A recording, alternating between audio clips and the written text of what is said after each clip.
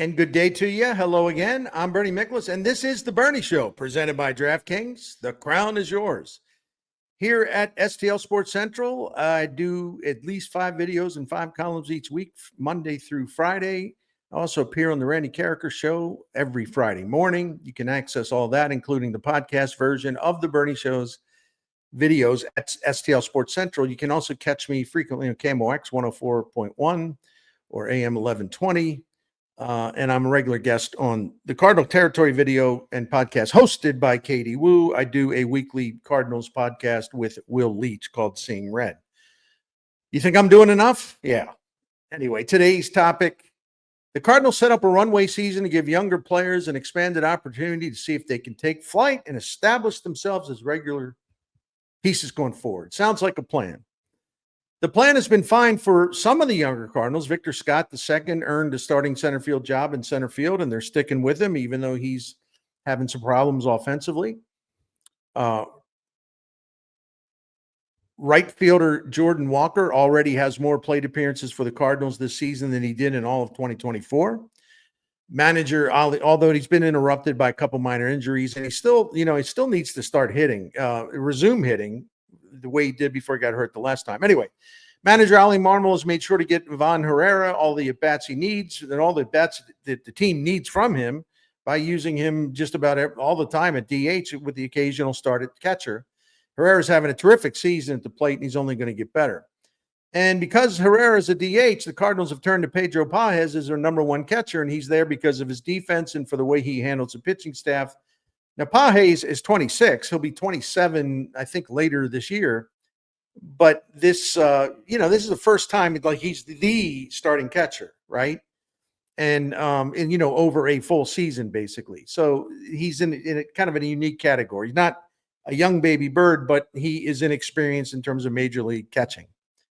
Alec Burleson, kind of the same thing. He's not a kid because he's 26. He'll be 27 next year.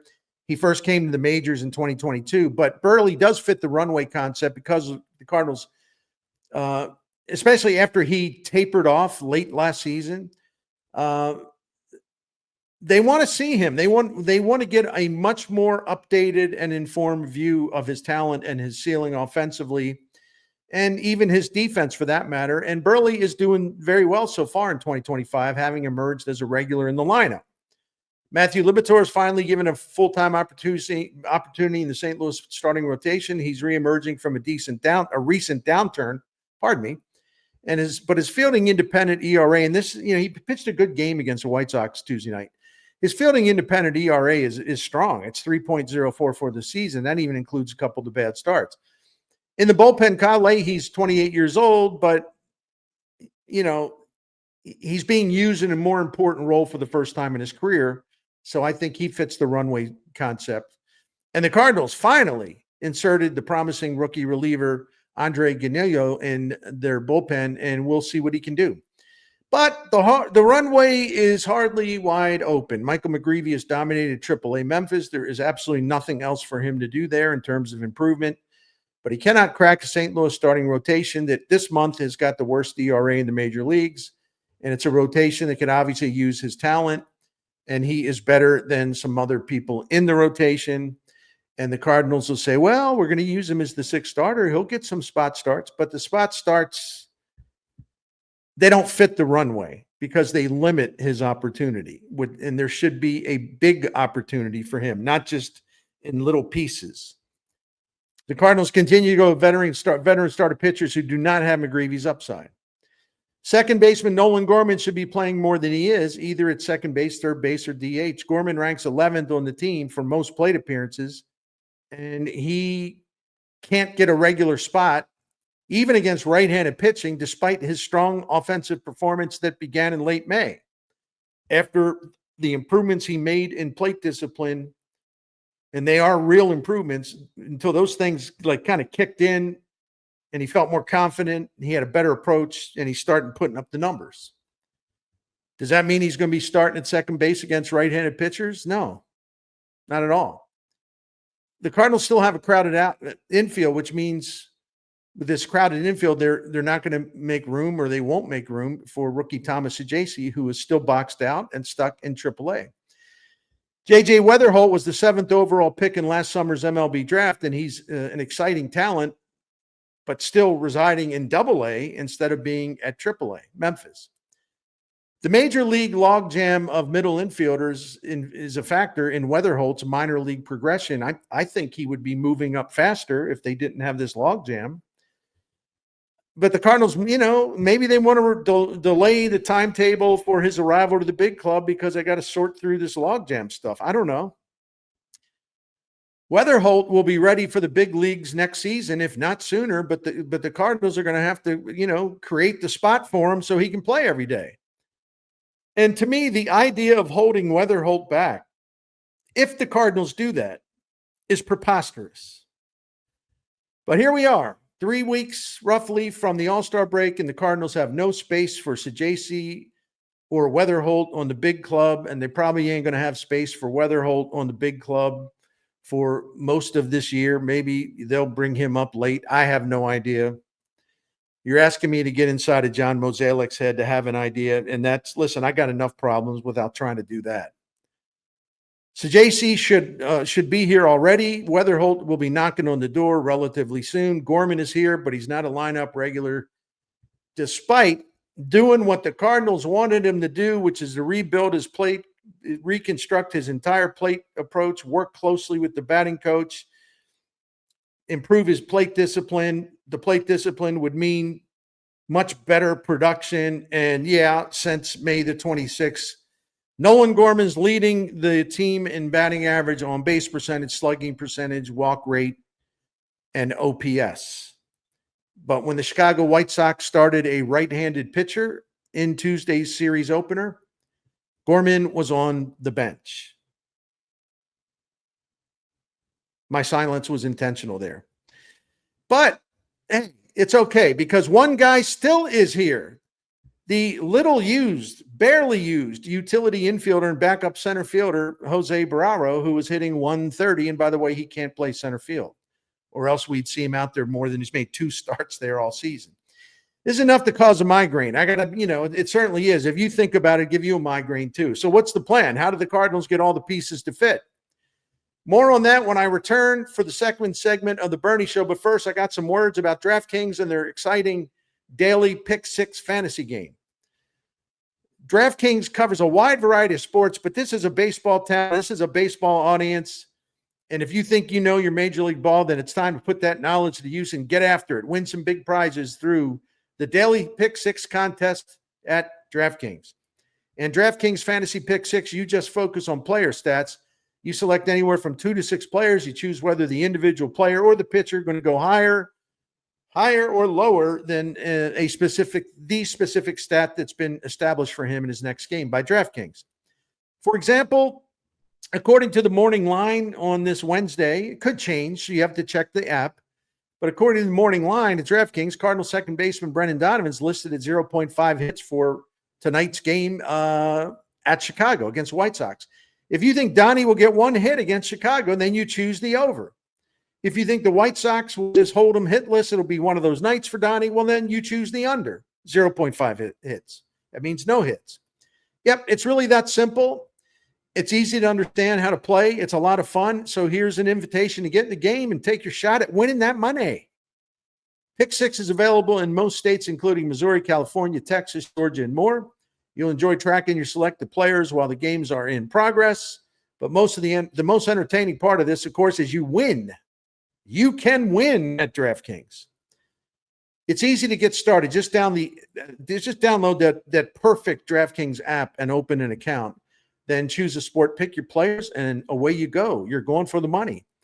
New players at DraftKings get $50 in Pick 6 credits instantly with just a $5 entry. So download the DraftKings Pick 6 app. Do it now. Learn how to use it. You'll have fun.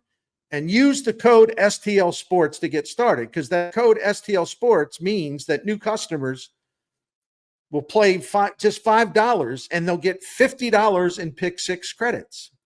Better payouts, bigger wins, only with Pick 6 from DraftKings. The crown is yours. Gambling problem? Call 1-800-GAMBLER. Help is available for problem gambling. Call 888-789-7777 or visit ccpg.org in Connecticut. Must be 18 and over. Age and eligibility restrictions vary by jurisdiction. Pick 6 not available everywhere, including New York and Ontario. Void where prohibited. One per new customer. Bonus awarded as non-withdrawable Pick 6 credits that expire in 14 days. Limited time offer. See terms at pick6.draftkings.com/promos. All right, back to our topic, the jammed runway. That's preventing this from becoming a true runway season. And this is how cuckoo some of this is. The Cardinals are keeping Jose Barrero on the big team roster, even though he hardly ever plays and he bats 130 when he has played. Tuesday, when Oli Marmol on KMOX was asked about bringing Saggese to the big club, Oli said something curious. His first answer, he said, well, Barrero doesn't play, so you can't replace him with Saggese. What? Think about that for a moment. And by the way, Oli has a point, and I know what he was trying to say, so I'll translate, okay? But think about that for a moment. The Cardinals can't bring up a better player that has more talent and potential than Barrero, and they can't replace Barrero because Barrero doesn't play, which means the guy who would replace Barrero, there won't be enough time or space to play him either. But keeping a guy on your 26-man roster, and the reason is, well, he doesn't play. Well, if he doesn't play, then why not? Why in the world is he taking up a 26-man roster spot? Now, in fairness, I know what Marmol meant because I've been through the John Mozeliak stuff for many years. The club's philosophy is, and Oli Marmol does not make the roster decisions. Mike Schilt did not make the roster decisions. Mike Matheny did not make the roster decisions. And Tony La Russa had a lot more sway because, you know, he's Hall of Fame manager and all that, but he didn't have the authority over roster decisions either. This is a line that's always been there between the front office and managers of every team. But I know what Marmol meant.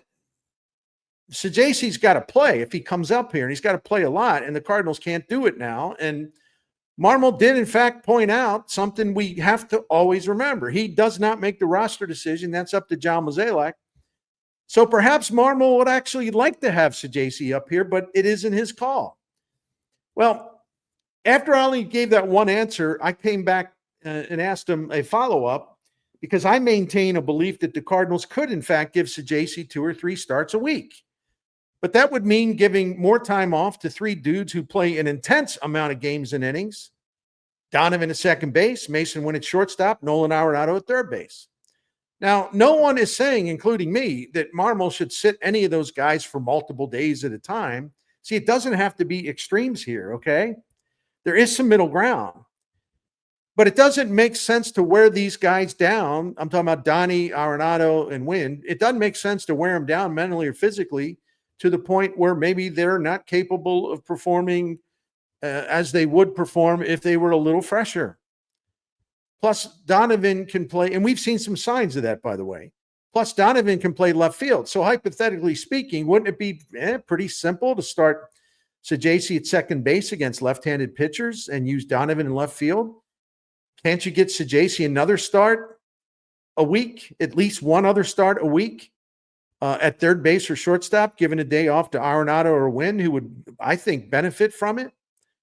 Of course, getting Saggese in the mix would also make it more difficult to use Gorman more frequently, even though Gorman can play second base, third base, or be used at DH. See, this is the problem, as my KMOX colleague and my friend Kevin Wheeler said recently. Marmol's got a Rubik's Cube of a roster that is as much as he tries to, he turns it over and, looks at different sides and tries to make it all fit, all work. It ain't easy to solve. It ain't easy to deal with. The roster construction problem makes it really difficult for any manager to accommodate an ideal setup in which dudes like Nolan Gorman and Thomas Saggese could have a busy role. But part of that is on Marmol, and I am happy to explain that in my third and final segment. And my third and final segment will also have a lot on Nolan Arenado's situation. But first, I want to send an encouraging message to my guys out there about Blue Chew. If you're in a slump, fellas, there's nothing wrong with being in a slump unless you let it continue and you stay in a slump and you don't take action to prevent a slump or fix a slump. That's where Blue Chew comes in.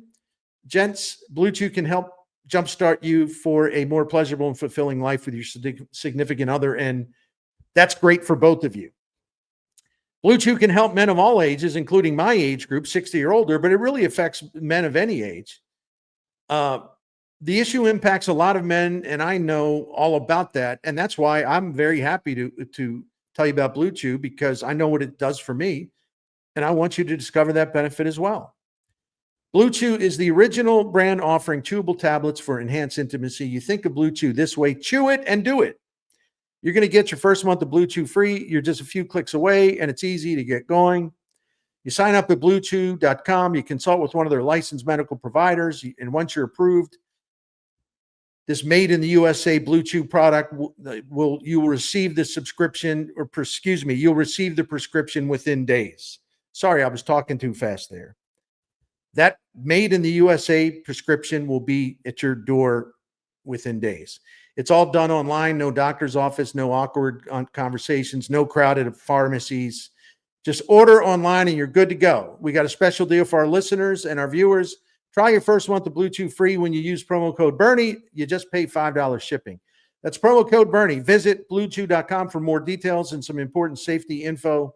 And we thank Blue Chew for sponsoring the Bernie Show. All right, let's continue here. We'll start the third segment. The Cardinals don't have much flexibility with the playing time for certain spots because of the faulty roster construction that has created logjams once again. And the team's being run by Mozeliak, the outgoing president of baseball operations, and he's stubborn and he is set in his ways. So it's not easy to, kind of alleviate the logjam. I hope that Chaim Bloom, when he takes over, is going to have a smarter approach to putting roster pieces together in a way that is intelligent and coherent. But in 2025, some of this is also on Marmol, and I think he gets blamed for too much. So I'm not trying to pile on and blame him for something that he's not really responsible for, except he does have some responsibility in this logjam issue. Here are some examples. And I'm going to use Gorman as my main focus, because if I didn't use Gorman as my main focus, and he is the main guy we're talking about, this video would be 3 hours long. I don't want that. You don't want that.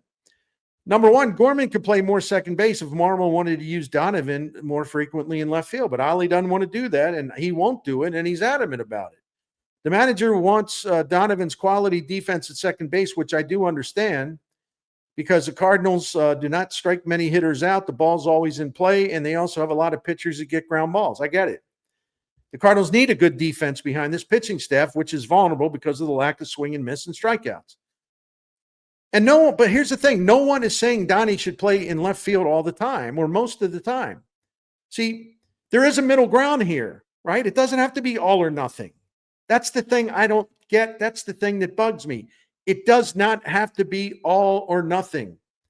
Donovan could play some more than he has been in left field just to give Gorman more starts, because it is a runway season. And you know what you have in Donovan. He's one of your best players. You don't know all you need to know or want to know about Gorman, so he needs more starts. Very simple. The Cardinals don't have a single hitter with more than 9 home runs this season. I think they're the only team in the majors that does not have a 10 home run guy at least. And their lack of power puts them at a disadvantage. It really does. If Gorman is hitting with authority, which has been the case lately, then it's worth sacrificing some defense for some offense more than you're doing it, a little more than you're doing it. And Gorman, by the way, is slightly below average at second base. In fact, up until recently, he was a +2 defensive run saved this season at second base, but he had a bad stretch there. Well, no wonder, because he never plays. Anyway, his defense isn't as bad as what the whiners say. And with Gorman, the whiners, it's like, first of all, he doesn't hit, get rid of him, he's a bum. But when he starts to hit, then it's like, oh, he can't play defense, get rid of him, he's a bum. Okay. He's in the major leagues to hit and hit for power.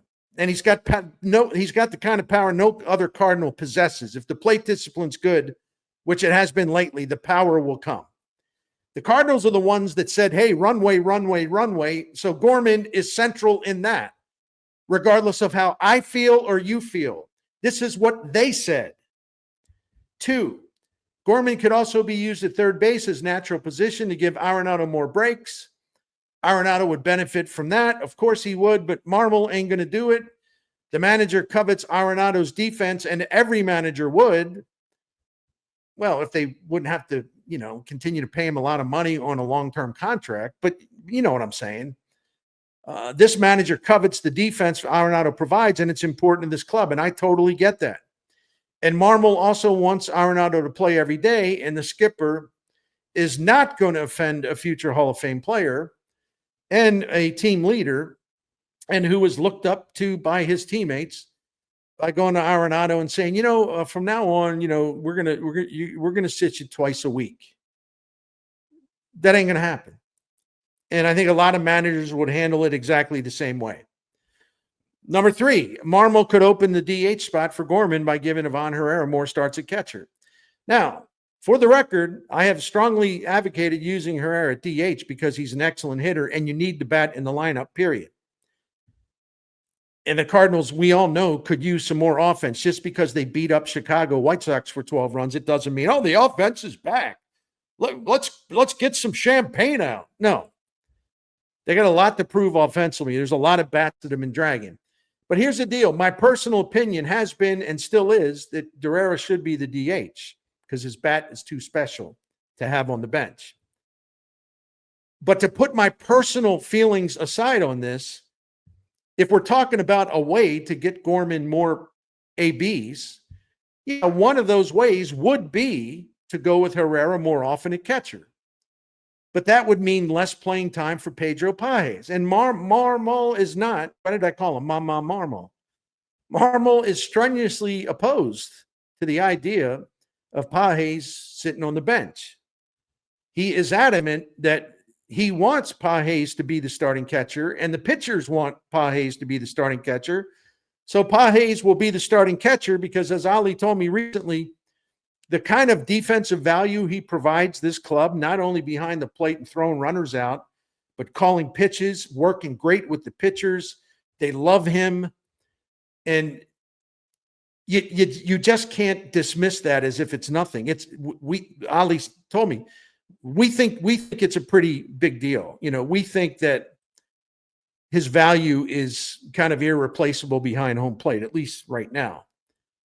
Okay. So Marmol's not going to do that. And part of his respect for the Cardinals, it's for the Cardinals pitchers who love working with Pagés behind the plate. Ali is correct about that.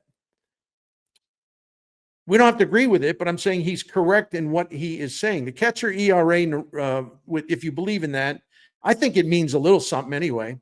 It reflects that. St. Louis pitchers have an ERA this season of 3.65 when pitching to Pagés, and a 5.46 ERA when pitching to Herrera. That is a huge difference. This season, when guys try to run on the other team, they try to run on Herrera, they're 12 for 12 in stealing bases. It was pretty much like that last season. And Pagés this season has a caught stealing rate of 27%, which is 4% above the major league average for catchers and is considered pretty good, real good, based on the fact that it's much easier to steal bases now. Now, it doesn't require much thought to conclude that Arenado's presence is one of the reasons for this logjam. We know that already, but let's go over it again. This is why the Cardinals attempted to trade Arenado last offseason. They had that deal in place with Houston, but Arenado, as is his right, as he should have, he exercised his no-trade right, and he blocked that deal to Houston. Now, he has 2 more years left on his contract beyond 2025. If Nato is here next season, the Cardinals will be in the same situation. Arenado starting a high percentage of the games at third base, which in turn prevents more opportunities for Gorman, Saggese, or even Weatherholt to play third. I don't know if other teams have interest in Arenado now, leading into the July 31st trade deadline. I don't know what teams would have in mind. I know that it's not going to be an easy deal to make, and I'll elaborate on that in a second, just kind of a refresher course and all the things would have to happen. Yeah, I know 70 million bloggers are out there constantly making up BS trade scenarios involving Nato that have no basis whatsoever in terms of reality. And these folks make it sound really, really, really, really, really easy to trade them. And because of that, some fans, I don't think anybody who watches these videos, but some fans think, oh, yeah, it'd be easy to trade Arenado. I don't want to hear any excuses. Please. There are several reasons why an Arenado trade would be extremely difficult to pull off. Well, first of all, he's going through a rather steep decline on offense, and it ain't nothing new. This year, his production is dropping for the third consecutive season. If his current numbers hold, his OPS plus, 94 plus, 6% below the league average offensively, and it would be the worst OPS of his career. Last season was the worst OPS of his career. In 2023, at that time, was the worst OPS plus of his career. So it keeps going down, down, down. His slugging percentage and batting average have been falling since the end of 2022, and they would also establish new career lows for him in a season. Second, the fact that Arenado's got 2 more guaranteed years of salary, and the fact that he would be age 35 next season and age 36 in 2027, well, a potential trade partner would really have to love his defense to pick up a contract like that when you just assume you ain't going to get much offensively. There might be a market, but with the stipulation. Arenado's due $27 million guaranteed next season and $15 million guaranteed in 2027. The Rockies are responsible for $5 million of his 26 salary, which would drop the 2-season commitment to a total of $40 million. But if Arenado is traded at the end of July, the Cardinals will have paid him for the first 4 months this season, and then the team that acquires him would pay for the final 2 months. So that means Arenado would get somewhere, the other team would pick up the remaining $9 or $10 million that he still owed for 2025 after a trade. So that would increase, let's just say $10 million. That would increase the commitment to $50 million from the trade deadline through the end of 2027.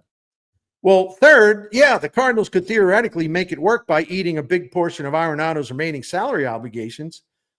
But Mozeliak and Chairman Bill DeWitt Jr. were not willing to do that this past winter. And listen, they've done it before. Just to get Mike Leake out of here, they picked up a big chunk of his contract. And they basically paid Dexter Fowler's final year of salary. I think he was owed $21 million when they traded him to the Angels, and they picked up all but $1 or $2 million of that. The Cardinals did. So they've done it before. And if you want your young players to get opportunities, and third base is definitely a spot where that would happen, well, that shouldn't be of some value to you financially. So maybe they should be more willing to eat some money if that's what it takes to make a trade that would, in fact, ease the logjam. Fourth, Arenado still's got the no trade clause. He hadn't waived it. Still there. He can block any move that he doesn't want to make. So any team interested in giving a new home to Arenado, must be a contender, not just now, but in 26 and 27. He's got to be confident they're going to be going for it. They'll be a contender. And also the team must be located in a market where our Arenado and his family would like to be in, as opposed to a market that they don't want to be in. Fifth, if the Cardinals are in postseason contention at the trade deadline, and that depends on what we need by contention. But if they are in contention, or they think they're in contention, do you really believe Mozeliak would cut the cord, make a trade, and remove Arenado from this team? His teammates love him. The fans have embraced him. In that situation, if they believe, even if they're delusional, but if the Cardinals believe they're in contention, legit contention, I don't think Mozeliak would cut the cord. That's where I sigh. The Cardinals got themselves into this jam, and this 2025 runway season is only a partial runway season, not a total runway season. If they're going to have more players on this runway, including Saggese, McGreevy, and Weatherholt, the Cardinals will have to have they also have legitimate catching prospects in the pipeline. Boy, that Leonardo Bernal in AA, watch out. He was considered a defense first catcher, but all of a sudden, he's got a booming bat this year. He's hitting over 300, slugging about 555. So he's on a fast track, or a faster track than he was. And you got Jimmy Crooks at AAA. And you got that one big kid down at single A, Rainiel Rodriguez, who you talk about a beast. So anyway, more. My point of mentioning those guys too, more log jams are forming, and there are multiple outfield prospects still developing, and so there's probably going to be another log jam there too. There is a lot to sort out here. We know there is a lot to sort out here. And John Mozeliak is going to turn over most of, if not all of the sorting out to Chaim Bloom. And I do really hope, because Chaim Bloom seems like a fine fellow, I really hope that the Cardinals are going to stock up on all the headache remedies they need. Just have cases and cases of the stuff down there. Because to sort all of this out, Bloom's going to need pain relievers. He's going to need to soothe those headaches. Thank you for watching. Please subscribe, leave your comments, say what you want. I don't care if you rip me. I appreciate that you care enough to rip me. And we want to thank DraftKings, as always, for presenting the Bernie Show here on STL Sports Central. Thank you very much.